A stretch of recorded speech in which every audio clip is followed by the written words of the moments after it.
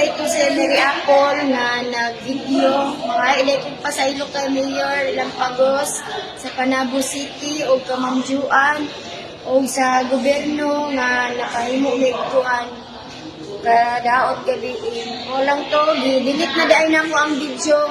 Ako sa Gidaning Galeno, ako ito nag-video. Sa ilo ako na Mayor, sa ilo ako sa pagbuhat. Ganyan na yung usap na buhat na dito na. Pero amo nung didelete ang video Mayor.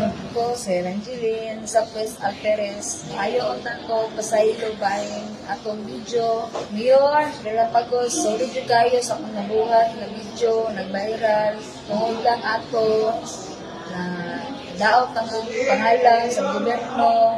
Saylo ako sa tanan, sa part of Parliament of Panabo, saylo ako sa tanan dyan.